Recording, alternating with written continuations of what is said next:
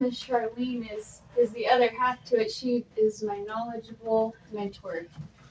But this is a form that they handed us for this. Do you guys have a presentation you wanted to give us for this? Or is this all No, I thought we were just having a meeting. This is our current fee schedule for the event center. Okay. Yeah. Pretty much familiar with that. Okay, so my thing is that I worked with Parks and Recreation for 7 years under Bill Schwinn, Director Schwinn, way back in the day. And I actually managed the event center. And he brought me on, it was after I retired from the police department. And he brought me on part-time to just manage the little events that were going on, which were few. Kind of like it was less, you have less now than we did then. But so I came in and about 3 or 4 months into it, I said, Bill, why can't we program out there? He goes, well, what do you have in mind? I said, well, number one, I think we need to bring in more rodeos. And number two, I think we need a program for the community. And he said, well, what do you want to do? And I said, I want to start a barrel and pole bending series. And he says, well, and we were in the middle of the budget year. He says, well, we don't really have the budget for it. And I said, I can get the money. And so we started it. I think she's got all the and if you want to see all of the events, I still had all my paperwork. This is all copies I gave her a week ago.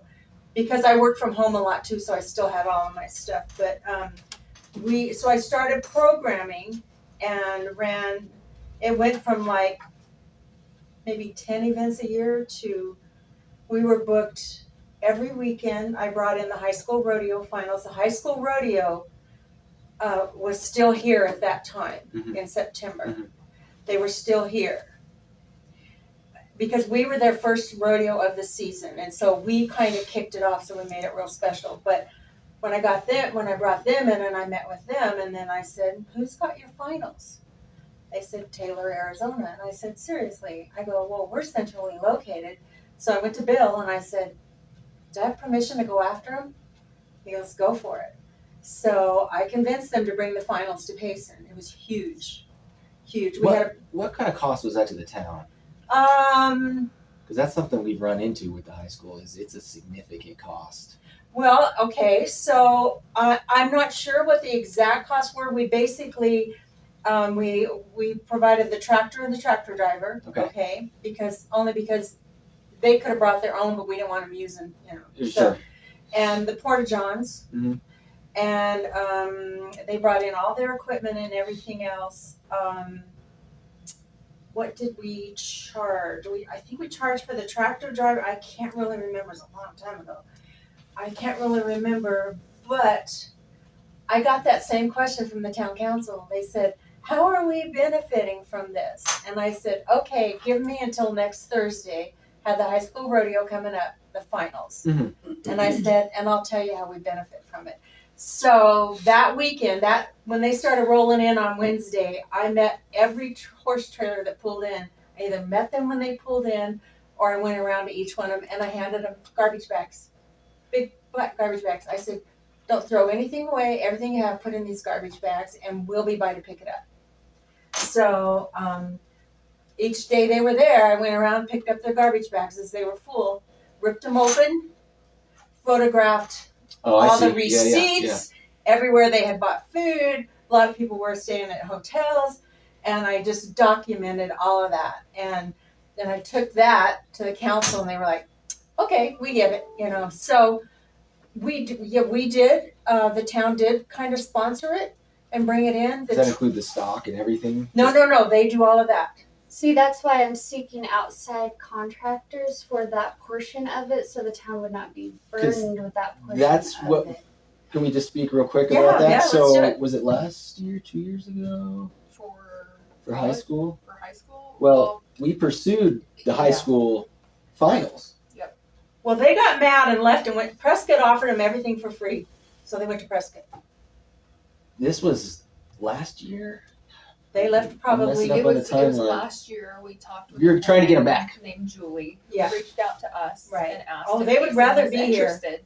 I have friends who would. Okay, so hold on one second. Excuse me, sorry. That's all right. Just relax. So I want to say her name is Julie. Julie reached out to me. I brought it to Steve. We talked about it, and at that point, there was like 36 belt buckles that needed to be purchased.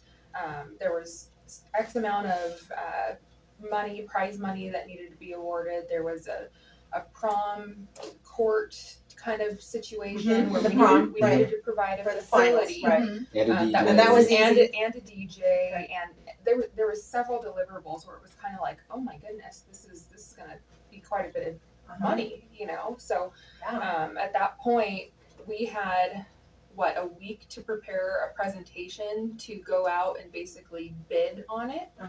And by that point, it was kind of a short notice situation of, hey, my board is wanting a presentation by like next week, and we just couldn't pull it off in time. So we were open to it. It was just a little bit of a shock of how much the town would have to pour into it. The vibe we got was they were trying to pit us against Prescott in a weird way. Well, we were trying That's to get a long down thing, though. Yeah, and I don't know about all that. But, So let me just tell you what I did for them. Okay, so they weren't getting all that in Taylor. So I offered them the prom. I went to the tribe. that was our plan too. The tribe sponsored the prom. And we had a DJ volunteer. Yeah, the tribe paid for everything, and how I got the tribe to do it. They were like, well, I don't know, I'm a teenager, blah, blah. And I said, and every one of the parents of those teenagers is going to be in your bar, in your playing slots, and in your restaurant. They were like, okay. And they're going to want to be advertising for that gas station here very soon as well. So anyway, I did not pay for their buckles. I did not pay that. That's up to them to raise the money for that. I didn't pay for any of that. We did sponsor the prom. We got the hay donated. They did all the livestock.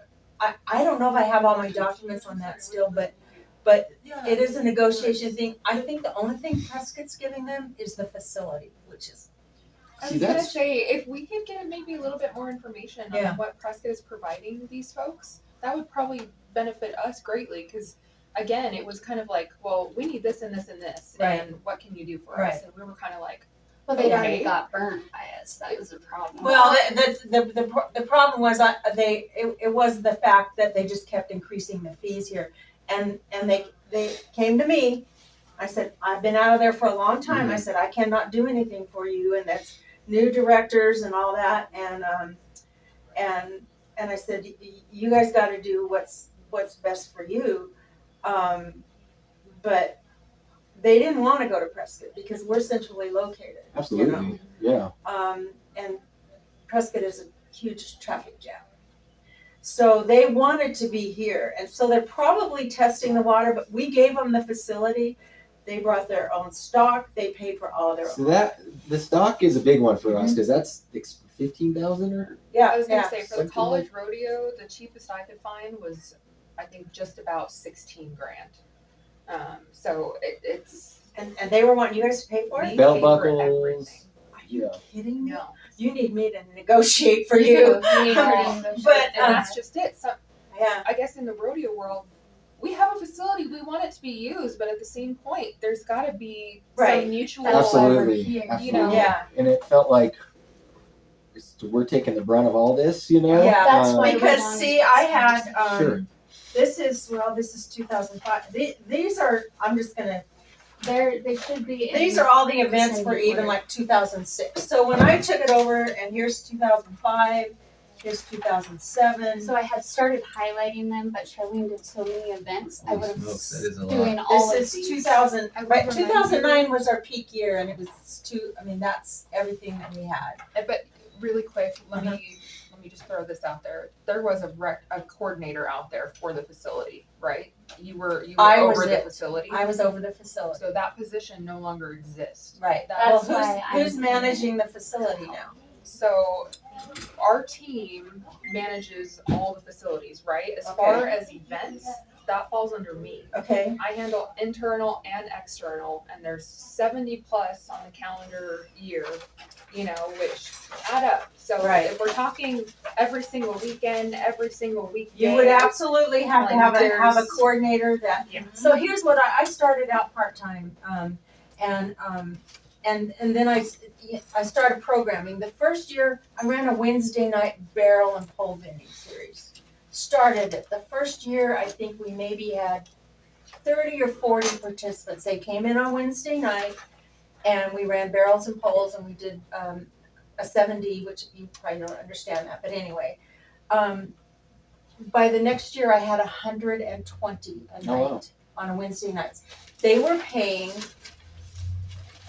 most of them paid at least $10 every night they came, because if they ran 2 horses, it was $5 per horse. Okay. And I have some of the, like, I brought in on May 7th of, I can't remember, this was 2000, $1,000 one night. And that's just one Wednesday night. And then I've got all these other figures here too. But it grew. So yes, you would have to have a part-time programmer or somebody who understood the horse world. I was lucky. I knew it. I grew up in it. So Bill said, run with it. And then it got to the point where he was like, oh, wow, this is really cool. And you could see all the That's crazy. different things that we ran. And I was Hunt then. That's why you're going to see Hunt on there. And so then I just went out and I got the motocross. I got Mountain shooters, which they did not bring in a lot of money, but they love coming up here. People love coming to watch them. They would be there for 2 days when I was talking about them. I mean, some of these were not money. They just paid for themselves. I charged them porta-johns and tractors. Is what I did. I didn't charge them to use the facility because they were spending money in town. The team painting events also are really taking off right now, and there's a lot of them in places like Wickenburg and Scottsdale. If you guys want to be at a location that has rodeo stuff, now's the time to start doing the equine events like mountain shooting, team painting. There's a bunch of different events you can do that just Wickenburg's focused on team roping and barrels. Yeah, absolutely. Definitely can make that. Here they have an open opportunity. You said team penny? Team penny or team story, either one. I did not team story out there, so. And they have individuals contact, and that was, it was growing. I left in 2009. This is what, you know, 2009. Yeah, you see where I had grown it to in 2009. And then a new director came in and was like, hey, you have no parks and recreation experience. That's why I was so excited when you came in, because I heard that. And I was like, yes. But that's a new story. It's a degree in parks and recreation. It understands, you know, providing services. So I left. That police department made me an offer to come back there and work for the new chief of police in admin underneath him. So we got a couple of, and I worked for 2 years. But anyway, so that's when I left, because I could see the direction they were going to go in, and they were going to start cutting everything. And I got so much donated. Peter County itself bought my PA system, bought my timing system. I went to them with a proposal and said, hey, we're serving not only the adults and the kids on the county. They go, oh, okay. So they cut me a check and I bought a PA system. The second arena out there, I bought and paid for that too. I thought that was perfect. Yeah, I had that deal. Because we couldn't sponsor a high school finals without 2 arenas. We needed the 2 arenas. So my thing is that this would take a while to rebuild. If you had somebody that, you know, was interested in doing it, the potential is there, and the potential is to bring in Potential's definitely there. We just had a meeting a couple months back about what can we do to bring some of these back. Our struggle in our department is just that capacity. I mean, look at our calendars, we are jam-packed outside of event center. In addition to event center, I mean, we are still hosting things or bringing in folks who are hosting things. You know, we have a roofing coming up here in a couple weeks. yeah, that's the memorial. Yeah. Somebody should have the capacity for us to have an event, you know? Like, they should be paid for to have equine events regularly. You know, it shouldn't be just a special thing. It should be a culture. Oh yeah, that's what I'm talking about. The mountain shooters is one. The toros and teams of toros is a big one. I know that. And roping, we have nothing for roping almost. You know. And roping's really hard because of Wickenburg, and we make it real difficult. And you need the 2 arenas from what I understand to really get the mountain shooters through. We can handle the smaller ropings and that, but that's something I didn't go into it real hard because I had team authority and I had somebody who had cattle, so I was able to get cattle pretty damn cheap. But so just to let you know how much the community got behind it, my first year, I don't know about the figures, and I have hundreds of comments in my posts on this. We miss rodeo in Payson. We used to love coming to high school rodeo in Payson for the finals every year. That was the highlight of our month. Can I share a few things? Okay, thank you for sharing that you shared it. That's what you, I think, correct me if I'm wrong, that you've heard, you know, the demand for rodeo for sharing that. Part of the reason I had a meeting with them because my family is actually pioneered family here. I'm a Williams. Okay, so you are.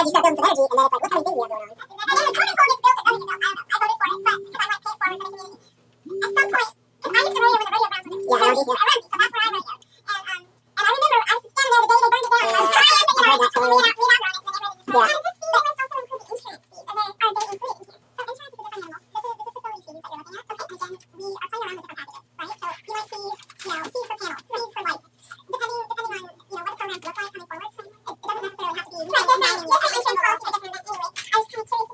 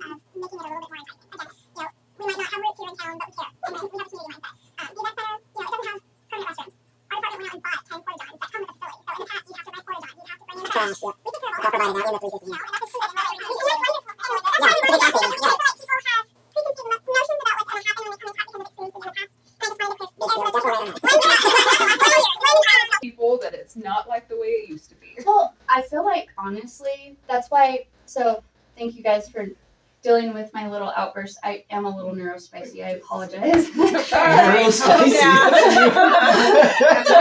like that. But I'm very passionate about this whole thing, and you guys have so much support. And I feel like when I release this video, people are going to see that, and they're going to start coming to you guys for these events too, to get that traction that you want for this programming. The goal is this programming, though, and I am going to tell the people that we all are aligned in that goal to getting. Just figuring out a way to get it to do it. It's It's a process. Yeah. And I will You need to hire I will Charlene say- again. I will say, I don't know if a lot of people know that the practice arena is still open to the public. Really? It Yeah. is. There's just that's one of the problems though, is that they're shut off from pulling up their buy it. They have to park in the Yes. parking lot, and if they got kids, dogs, whatever with them.